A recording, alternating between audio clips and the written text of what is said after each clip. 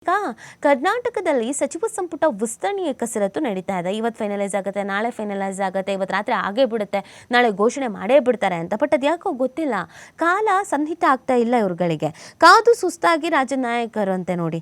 ಕರ್ನಾಟಕದ ಸಚಿವ ಸಂಪುಟ ಸೇರುವ ಪಟ್ಟಿಗೆ ಅಂತಿಮ ರೂಪ ನೀಡೋದಕ್ಕೆ ಎಸಿಸಿ ಅಧ್ಯಕ್ಷ ಮಲ್ಲಿಕಾರ್ಜುನ ಖರ್ಗೆ ಅವರ ನಿವಾಸದಲ್ಲಿ ಬುಧವಾರ ಸಂಜೆ ನಿಗದಿಯಾಗಿದ್ದ ಮಹತ್ವದ ಸಭೆ ಕೊನೆಯ ಕ್ಷಣದಲ್ಲಿ ಮುಂದಕ್ಕೆ ಹೋಯಿತು.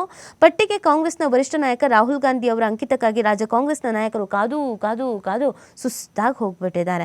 ಸಂಭಾವ್ಯರ ಹೆಸರುಗಳ ಪಟ್ಟಿಯನ್ನು ಸಿದ್ಧಪಡಿಸೋಕೆ ಎಸಿಸಿ ಪ್ರಧಾನ ಕಾರ್ಯದರ್ಶಿ ಕೆಸಿ ವೇಣುಗೋಪಾಲ್ ಹಾಗೆ ಪಕ್ಷದ ರಾಜ್ಯ ಉಸ್ತುವಾರಿ ರಣದೀಪ್ ಸಿಂಗ್ ಸುರ್ಜೇವಾಲಾ ಅವರು ಮುಖ್ಯಮಂತ್ರಿ ಡಿಕೆ ಶಿವಕುಮಾರ್, ಮುಖಂಡ ಸಿದ್ದರಾಮಯ್ಯ ಹಾಗೂ ಕೆಪಿಸಿಸಿ ಅಧ್ಯಕ್ಷ ಬಿಕೆ ಹರಿಪ್ರಸಾದ್ ಜೊತೆಗೆ ಮಂಗಳವಾರ ರಾತ್ರಿ ಸಭೆ ನಡೆಸಿದ್ರು.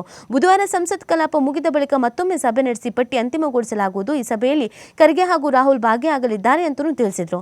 ಬುಧವಾರ ಪಟ್ಟಿ ಅಂತಿಮಗೊಳ್ಳಲಿದೆ ಎಂಬ ವಿಶ್ವಾಸದಲ್ಲಿದ್ದಂಥ ಶಿವಕುಮಾರ್ ಗುರುವಾರ ನೂತನ ಸಚಿವರ ಪ್ರಮಾಣ ವಚನ ಸ್ವೀಕಾರ ಸಮಾರಂಭ ನಡೆಸೋಕೆ ಯೋಚಿಸಿದ್ರು.